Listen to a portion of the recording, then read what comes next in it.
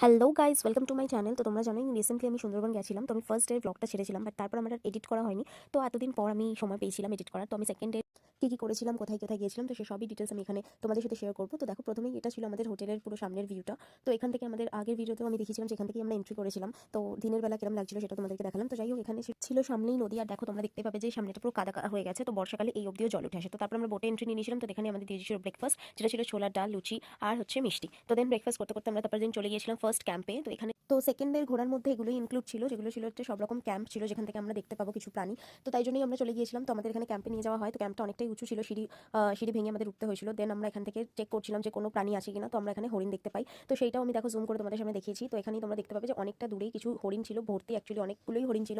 তো কোনো হরিণ আর কি অনেকটা দূরে ছিল, কিছু হরিণ তো কাছেও ছিল। তো এখানে বেসিক্যালি বাঘ তো আমরা দেখতে পাইনি, বাট হরিণ অনেক দেখে নিয়েছিলাম, আর সাথে বাদর, কুমির এগুলো আমরা অনেক দেখে নিয়েছিলাম। তো যাই হোক, দেন আমরা এগুলো কমপ্লিট করে আবার চলে এসেছিলাম বোটে। তো এখানে এখানে এই ভিউটাই আমি নেওয়ার চেষ্টা করেছিলাম।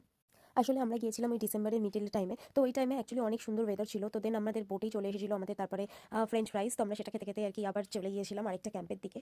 তো এখানে আরেকটা ক্যাম্পে ছিল যেখানে ছিল প্রচুর বাদরের আনাগোনা। তো এখানে গেলে তোমাদের অবশ্যই মোবাইল আর নিজেদের জিনিসপত্র খুবই সামলে রাখতে হবে। দেন দেখো, এখানে আমি ক্যাপচার করছিলাম যে বাদর নদী থেকে জল খাচ্ছিল। তো এখানে মানে নদীতে বোট চালাতে চালাতে তোমরা কুমির, বাদর এগুলো সব দেখতেই থাকবে আর নানা রকম পাখিও থাকবে, যেগুলো আর কি বোটের খুবই কাছ থেকে উড়ে উড়ে যাচ্ছিল। তো এগুলো দেখতে দেখতেই আজকে সেকেন্ড ডেটা পুরো বোটেই কাটবে। তো খুবই ভালো লাগবে, কারণ এত হাওয়া দিচ্ছিল ওখানে, এত সুন্দর লাগছিল। এই ঠান্ডার মধ্যেও তোমাদের একদমই ঠান্ডা ঠান্ডা ফিল হবে না, যতক্ষণ না মানে আর কি রোদ আছে, যেহেতু এত বেশি পরিমাণে রোদ ছিল। তো নর্মালি ফিল হবে, বাট এত সুন্দর হাওয়া সাথে রোদ, তো খুবই ভালো লাগছিল।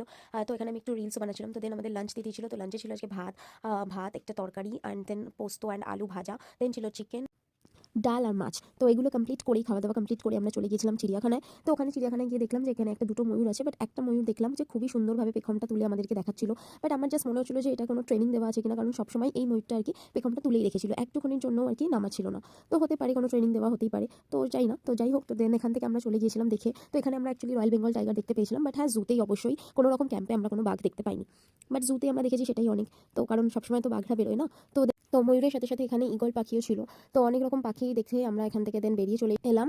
তো দেন এইটা, আর হ্যাঁ, জুয়ের প্রাইস ছিল 30 রুপিস করে টিকিট ছিল। তো এইবার আস্তে আস্তে বোটে উঠছিলাম হোটেলের দিকে ফেরার জন্য, কারণ অনেক বিকেল হয়ে গিয়েছিল। আর এইবার এই টাইমে অ্যাকচুয়ালি ঠান্ডা ঠান্ডা ফিল হতে শুরু করেছিল, কারণ এতক্ষণ কোনো সোয়েটার পরার অতটা দরকার পড়েনি, বাট এবার আস্তে আস্তে খুবই ঠান্ডা লাগছিল। আর এই দেখো, এই ভিউটা ছিল অসাধারণ। আমি একদম ফ্রন্টে গিয়ে বসেছিলাম। তো দেন আমরা হোটেলে ফিরে যাই, আর দেন ওখানে আমরা দেখতে পাই যে আমাদের জন্য আয়োজন করা হয়েছিল বাউল গানের। তো আমরা যারা ওখানে হোটেলে ছিলাম তারা সবাই এখানে অনেক বেশি এনজয় করেছিলাম, আর এখানে তো অনেকে নাচানাচিও স্টার্ট করে দিয়েছিল। আর যারা গান গাইছিল তারাও খুব ভালোভাবে আসরটাকে জমিয়ে তুলেছিলেন। তো এরই মাঝে আমাদের দেওয়া হয়েছিল টিফিন, বাট আমি সেটা স্কিপ করে গেছি। তো যাই হোক, এরপর আমাদের দিয়ে দিয়েছিল ডিনারে ছিল মাটন কষা আর ভাত। তো আজকের জন্য এইটুকুই, দেখা হচ্ছে নেক্সট ভিডিওতে। Till then, tata.